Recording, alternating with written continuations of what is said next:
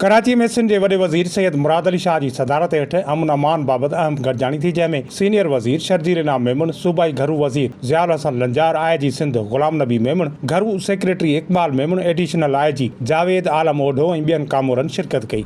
इजलास के खिताब कंदे वॾे वज़ीर सैयद मुराद अली शाह चयो सिंध में अमन अमान की सूरत हाल के बेहतर कयो वञे, जॾहिं त वॾे वज़ीर लाड़काणे ऐं सखर डिवीजन में पुलिस के निज़ाम के वधीक मज़बूत करण की हिदायत कई। वॾे वज़ीर सैयद मुराद अली शाह चयो त सिंध में मुकमिल कागज़नि वारी मोबाइल फ़ोन्स जे विकिरे ऐं ख़रीदारी की इजाज़त आहे।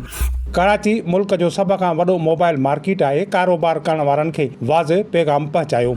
वॾे वज़ीर सैयद मुराद अली शाह चयो त नयूं ऐं इस्तेमालु कयल मोबाइल फ़ोन्स जे विकिरे जे रिकॉर्ड खे बाक़ाइदा मेंटेन कयो वञे।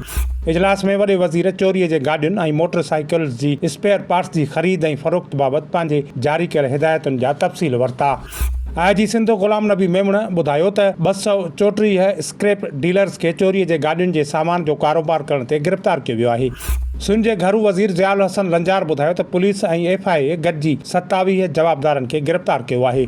इजलास में वॾे वज़ीर खे ब्रीफिंग ॾींदे IG सिंध ॿुधायो त सिंध में 14,296 ब्लू लाइट्स, 81,243 रंगीन शीशनि वारियूं गाॾियूं पकड़ियूं वयूं आहिनि, जॾहिं त 2,53,339 फैंसी नंबर प्लेट्स ऐं 528 गाॾियुनि खे हथियारनि जी नुमाइश करण ते तहवील में वरितो वियो आहे। वॾे वज़ीर खे IG सिंध ॿुधायो त 1,474 FIRs रजिस्टर करे 34.6 मिलियन रुपया जुर्मानो वसूल कयो वियो आहे।